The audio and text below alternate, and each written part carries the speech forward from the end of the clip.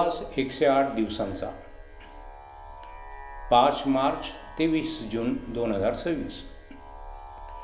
जेव्हा एखादा वाट चुकलेला घायाळ पक्षी आश्रय शोधत शोधत असतो, तेव्हा सद्गुरू हे स्वामींच्या रूपात येऊन मला आनंदवनात घेऊन आले. मला असे वाटले की स्वामींनी मला हवे तसे प्रेमळ, आपुलकीयुक्त, आईसारखी निस्वार्थ काळजी घेणारं, परमार्थाला पूरक, सात्विक, शिस्तप्रिय, भेदभावरहित, मनोरंजक, स्वस्थ, आनंदमय, खेळीमेळीचे वातावरण निर्माण करून माझा हात धरून बसविले आणि म्हणाले, भिवू नकोस, मी तुझ्या पाठीशी आहे. ह्या 108 दिवसात मला जे 60 वर्षात शिकता आलं नाही ते शिकायला मिळालं.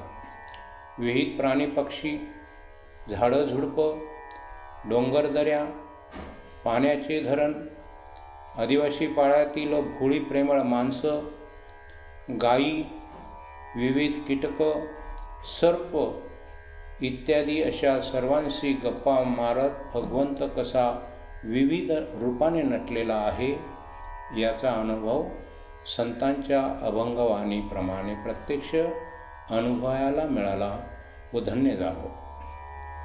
आनंदवनातील विविध सण, उत्सव, जयंत्या, दिंडी, वाढदिवस, दैनंदिन प्रार्थना इत्यादी सोहळा सर्व आनंदवन वासीसोबत भोगायला मिळाला.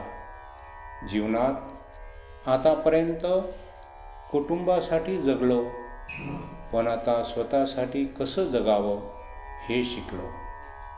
सकाळी चालत जाताना 1 तास हरिपाठ म्हणणं असो, ज्ञानेश्वरी वाचन असो, संतांचे अभंग भजन म्हणणं असो किंवा चित्रपट गीतं सादरीकरणं असो, धार्मिक सिरियल पाहणे असो, विविध खेळ खेळणे असो, आनंदवन डोंगर चढणं असो किंवा चिमुकली प्रज्ञासोबत उड्या मारणं असो, तसेच आजी आजोबा यांच्याबरोबर मस्करी करीत खिदळणे असो, असे सर्वांगाने आनंद लुटता आला.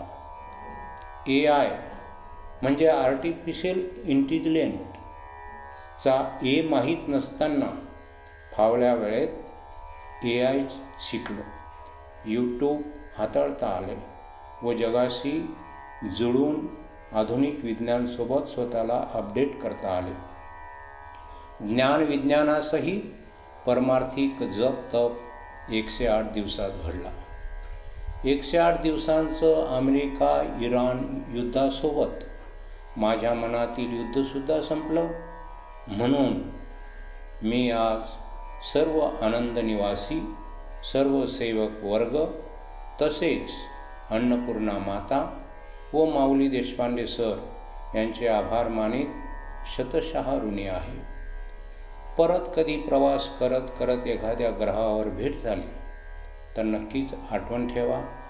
या कालावधीत चुकून किंवा गैरसमजुतीने माझ्याकडून कुणाचं मन दुखावलं गेलं असेल तर ते प्रकृती दोष समजून मला माफ करा आणि जे चांगलं असेल तर ते सद्गुरू स्वामींचं समजून स्वीकारा. धन्यवाद. जय सद्गुरू, जय स्वामी समर्थ.